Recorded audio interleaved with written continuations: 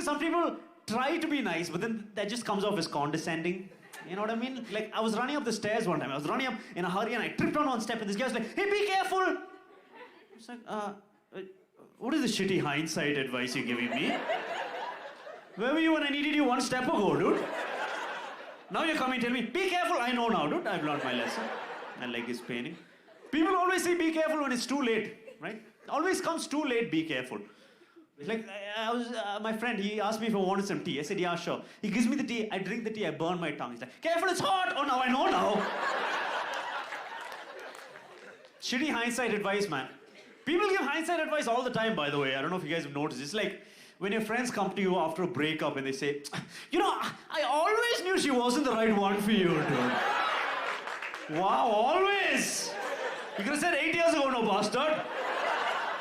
Be careful, Sneha. You could have said that. My heart is paining.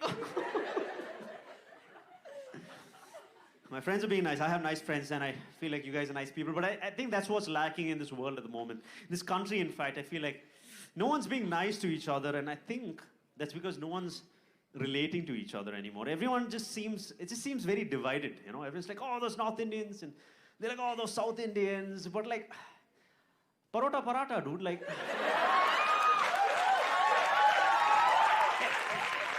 Yeah, culturally we're different, but as people and as humans, we can empathize with each other on smaller human things, and that's what this whole world needs. And I'm going to tell you a little story about empathy that I went through, and I hope you'll take away the right lesson from this story. Story about empathy, all right? So that part of the show, please bear with me. I got into a cab when I was in Delhi. It's Delhi, right? I'm not used to the language and stuff. I got into the cab, but the moment I got into the cab, the driver farted, okay? Now,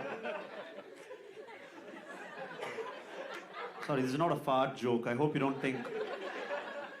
Ladies and gentlemen, this is not a fart... I don't do fart jokes, huh? I don't do fart jokes in my show, by the way. It's a story about empathy. He farted. It was one of those farts where I couldn't hear the fart. I could taste it, you know? And... Sorry, this is not a fart joke. Please, excuse me. It's about empathy. I'm getting there, all right?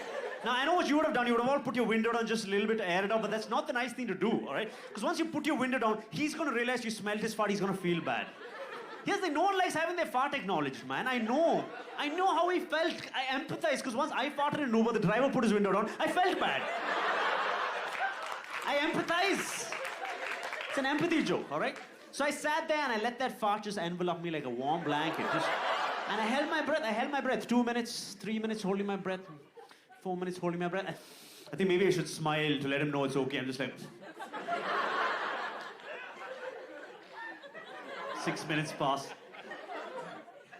Now the driver's getting suspicious. He's like, has it not reached him yet? Or...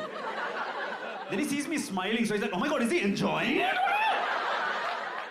But this is how far I'm willing to go. This is how far I'm willing to go to empathize with this man. I'm like, I'm doing this for the goodness of humanity. But I can't hold my breath any longer because there's still 30 minutes to get to the destination. This freaking fart's not going anywhere. I'm just stuck inside this freaking Wagon-R fart parcel, dude. What bubble of fart? It's a vacuum of fart that I'm stuck inside. It's not a fart joke.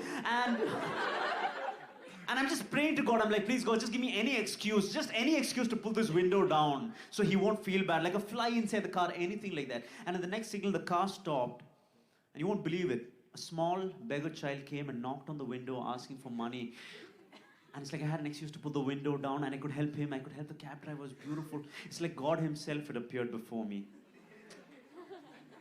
As I put the window down, the beggar was like, achie! And he ran off.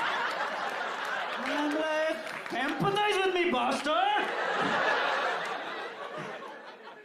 Children, dude, no empathy, dude.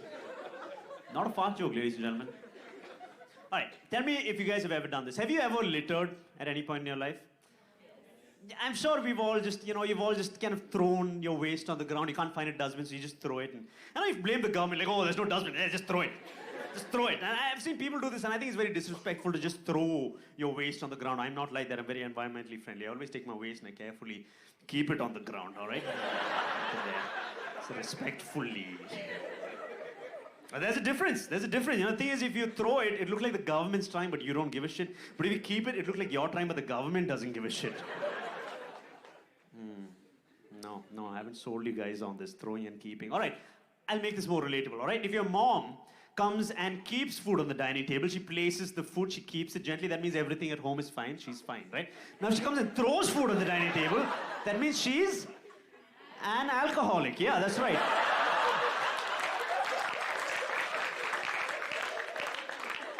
No, it means your dad is an alcoholic.